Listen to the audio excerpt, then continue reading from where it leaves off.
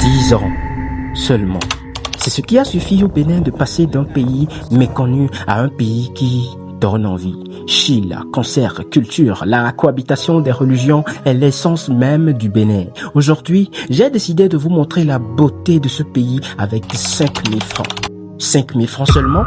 Un défi quasi impossible à réaliser. Règle numéro 1.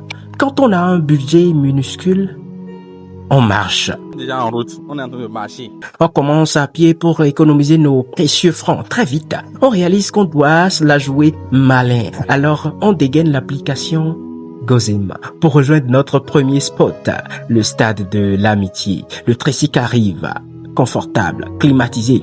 Bon, enfin presque. On traverse l'échangeur de Godomel. La vue est incroyable. On rigole avec mon pote. On filme tout ça. Et là, obstacle numéro 1. On arrive au stade et c'est fermé, en chantier complet. La FIFA a suspendu le stade, le gouvernement a lancé les travaux. Bref, on ne peut pas tout vous expliquer. Échec numéro 1, mais on n'abandonne jamais.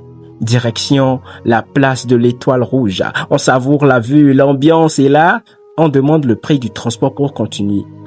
2000 francs. Attendez, quoi? On vient à peine de commencer et on a déjà cramé presque la moitié du budget? À ce moment-là, on se regarde avec mon pote et on se dit, frère, on est dans la merde. Mais vous me connaissez, on lâche jamais rien. Donc voilà, nous sommes arrivés à l'Étoile Rouge de Cotonou. Je pense que l'atmosphère est calme et clean. C'est un lieu vraiment incroyable. Je vous le disais, nous sommes très loin de la ville. Mais je pense que elle est magnifique. Voilà. Donc c'est à vous de juger dans les commentaires. Je vais dire dans ma vidéo que j'ai retrouvé un pote, j'ai trouvé un ami ici. Voilà. Donc c'est bien de se faire des amis. Tu vois. Donc moi c'est Lolo. Voilà. Et mon collègue c'est Crespin. Objectif suivant, la place de l'Amazone. Comment y aller sans exploser le budget? La réponse, on marche. 5 km sous le soleil. Il nous reste moins de 3000 francs et on a le ventre vide. Mais on se lance. 1 km, 2 km, 3 km. Nous sommes épuisés. Mais attendez, ça devient pire. On est perdu.